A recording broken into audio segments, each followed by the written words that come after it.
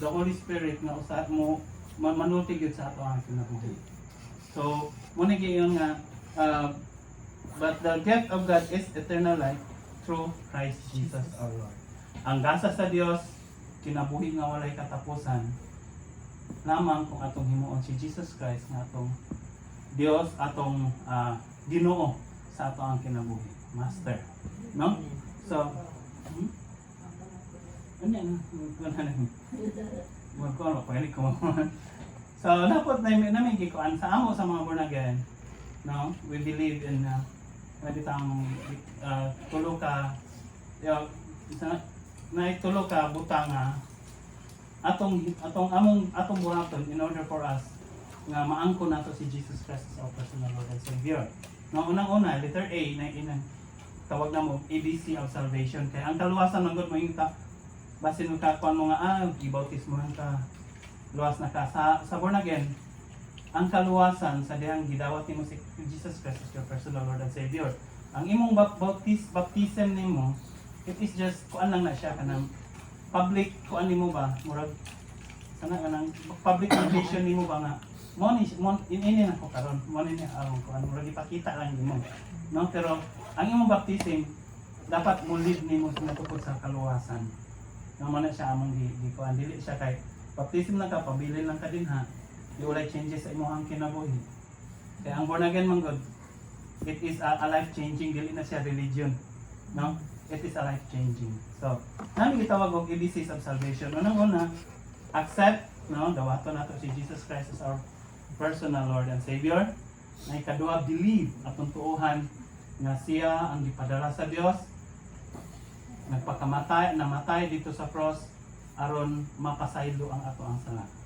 Then ang ikatulo is a confession, no, atong i-confess with our mouth, no, nga si Jesus mao nay atong Ginoo sa ato ang kinabuhi. If we say Ginoo Lord, siya ang ato ang master.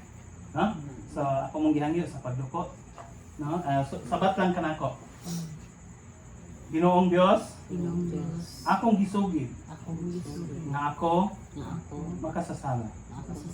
Batok kanimo ug dili angayan nga mag-uban kanimo sa langit.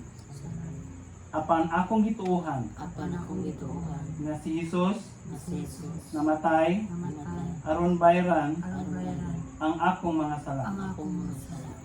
Pasayloa ako ug hangyoon ko ikaw, Ginoong Hesus, nga mosulod ka sa akong kasing-kasing. Ikaw na ang akong Ginoo sa akong kinabuhi. O tabangi ako nga magkinabuhi alang kanimo. Gikan karon og hangtod sa kahangturan. Amen. Ako nga si ikaw tele pang sa before na lang, after na lang siguro mag-healing pa sa service sa iyo. Ako na lang magkuha na sa tagamay about sa healing din. Hallelujah. So, padayon ta, no? Akong gikuan dire is the blood of Jesus heals. Ang dugo ni Kristo makaayo, no? Makatambal. No, diha sa Isaiah chapter 53 verse 5 ingon din, but he was wounded and crushed for our sin. He was beaten, but we might have peace. He was whipped and we were healed, no? So siya gilatigo siya og nahimo siyang na maayo, no? So ako mong ko nga matungod sa sumbingan about sa dili siya.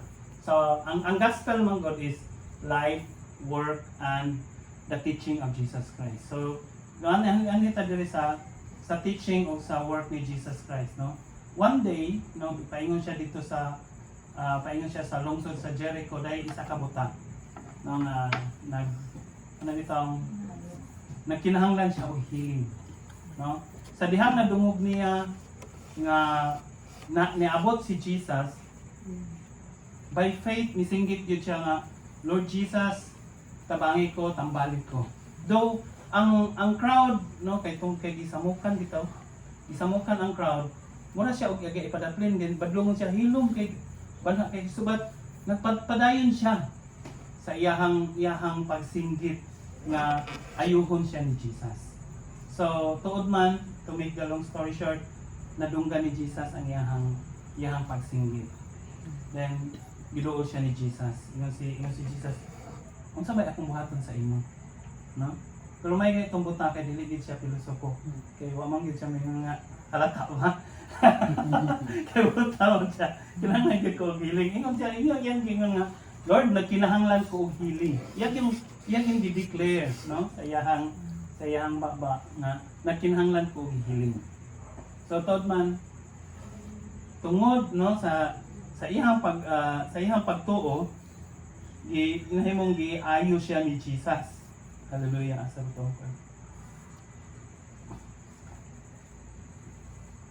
No, tungod sa iyang pagtuo, nahimo siyang giayo ni Jesus, no? Nakita mo yun. Imong gibalhin. So ako na lang mong ano. Ingon si Jesus sa iyaha, kaya nawala akong markingan. Ingon si Jesus sa iya, unsay akong buhaton sa imo ha. Siya nga nagkinahanglan ko og kaayuhan. Then dito ba siya ni Jesus, ang imong pagtuo maoy makaayo sa imo. Amen. No, so ang ato ang object sa atong faith dili sa usa ka tawo. Ang object sa atong faith tuwa gyud sa Dios o na akong Jesus. Kay ang mo na siya ang makahatag mo na maghatag ka na 29. Ingon din na. Unya gihikap ni Jesus ang iyong mga mata ug miingon, mamaayo kamo sumala sa inyong pagtuo. So gingon Jesus, maayo kamo sumala sa inyong pagtuo. Dili sumala sa atong buhat. No? Dili sumala sa usa ka tawo, kundi ang atong pagtuo dinha sa Dios. No? So ang object sa atong faith dili sa atong religion, dili sa usa ka tawo, but through Christ Jesus only. No? So akong gihanip si pastora. Panta og prayer o healing sa